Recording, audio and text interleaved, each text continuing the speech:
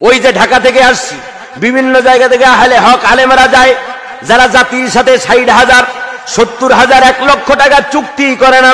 আল্লাহ রাব্বুল আলামিন কোরআনুল কারীমের ভিতরে ওই সব দায়ীদের ওয়াজ শোনার কথা, ওয়াজ আমল করার কথা আল্লাহ পাক কোরআনে কারীমে বলছেন। আল্লাহ পাক বলেন, তাবিউ মাল্লা ইয়াসআলুকুম আজরা ওয়া হুম মুহতাদুন। সুবহানাল্লাহ।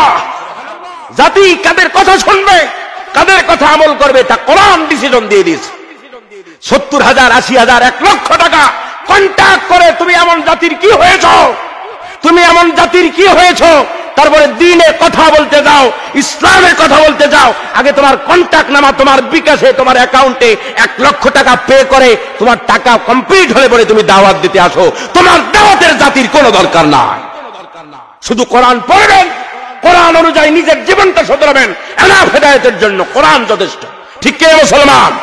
জাতির বাজে অভ্যাস হয়ে গেছে, বাজে খাসলত হয়ে গেছে, এগুলো থেকে আমাদেরকে ফিরে আসতে হবে।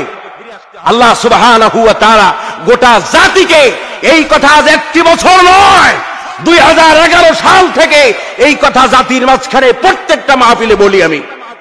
যারা হেলিকপ্টার কন্ট্যাক্ট করবে, যারা 60,000, 70,000, 1 লক্ষ টাকা কন্ট্যাক্ট করবে, কন্ট্যাক্টকৃত বক্তাদেরকে আল্লাহর কোরআনের হাতে নিয়ে বলছি, আল্লাহর কোরআন কন্ট্যাক্ট যারা করে মাহফিলে আসে, তাদের ওয়াজের দ্বারা জাতির কোনোদিন ফায়দা হবে না, জাতি আরো গোমরা হবে।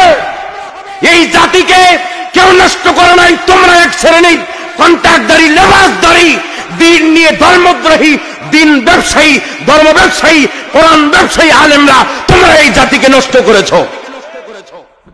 জাতিকে যদি আহলে হকের দিকে ডাকতে, তাহলে এই জাতি এত বছর পর্যন্ত ওয়াজ মাহফিল কম হয় না।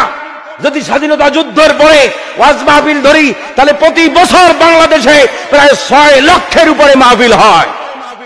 6 লক্ষ মাহফিল থেকে যদি একজন মানুষও যদি হেদায়েত পেত, তাহলে প্রতি বছর 6 লক্ষ মানুষ হেদায়েত পেয়ে যেত।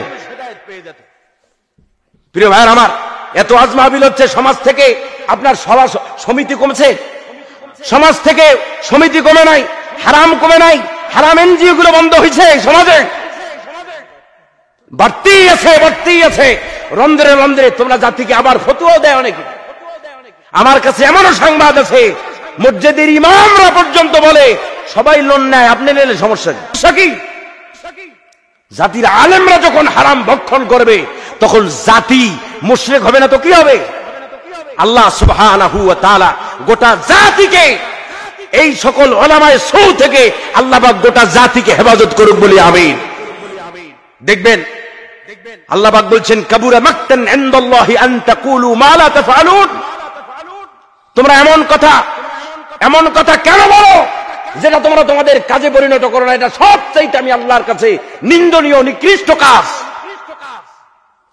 দাওয়াত দাঈ ইলাল্লাহ, আল্লাহর কাছে সবচাইতে উত্তম মানুষ।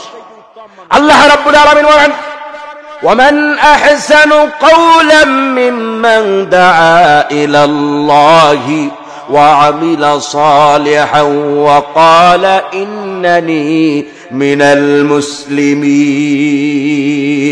তার চাইতে উত্তম কথা আর কার হতে পারে, যে মানুষকে আমি আল্লাহর দিকে ডাকে। ওয়ামান আহসানু কাওলাম মিম্মান দাআ ইলাল্লাহ ওয়া আমিলা সালিহান, আর নিজেও আমলে সালেহ করে, ভালো কাজ করে।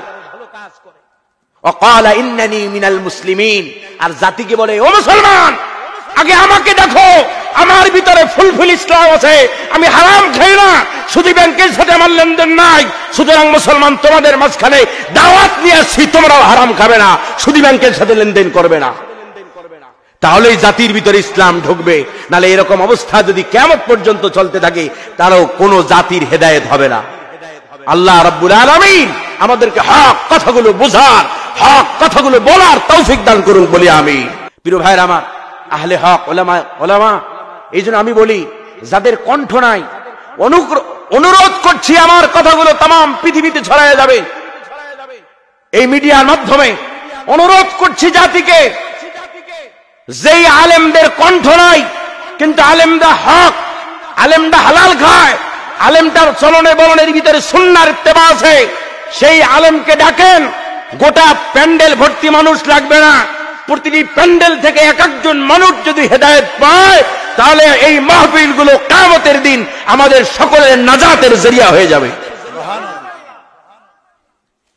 আর আপনারা বুড়ি বুড়ি বুড়ি গোটা অঞ্চল ব্যাপী যদি একটা মাহফিল হয় আর তাম দেশের জনগণ যদি এক জায়গায় হয় আর সেখান থেকে যদি একজনের হেদায়েত নসিব না হয়, তাহলে ওই যে টাকা অপচয় করলেন সব অপচয় হলো, কিয়ামতের দিন ওই কারণে জাহান্নামেও যাওয়া লাগবে। জাতি এই জন্য আগে কার থেকে, রাসূল সাল্লাল্লাহু আলাইহি সাল্লাম বলেছেন, তুমি কার থেকে ইলম নিতেছো তাকে আগে দেখো, তাকে আগে খোঁজো, সে আসলে মানুষটা কেমন। ইমাম বুখারী রাহমাতুল্লাহ আলাইহি তার জীবনী পড়েন, তার জীবনী দেখেন, তিনি যখন হাদিস সংগ্রহ করতেন, যার ভিতরে ওলামায়ে কেরাম এখানে বসা আছেন, যার ভিতরে যারা পরিমাণ সন্দেহ পাইছেন তার থেকে হাদিস নেন নাই। সিম্বল একটা দৃষ্টান্ত স্বরূপ তিনি দেখলেন একজন পশুর সাথে প্রতারণা করছে, পশুর সাথে প্রতারণা করছেন, হাতের ভিতরে দেখাচ্ছেন খাবার, এরকম মুট করে পশুকে ডাকছেন, পশু মনে করতেছে তার হাতে খাবার আছে, আসলে তার হাতে কি নাই, কিছুই নাই। তিনি আর তার কাছ থেকে হাদিস নিলেন না, কারণ যে ব্যক্তি আল্লাহর এক বোবা মাখলুকের সাথে প্রতারণা করতে পারে সে রাসূলের হাদিসের সাথে প্রতারণা করতে পারবে না। ব্যাপারটি এমন নয়।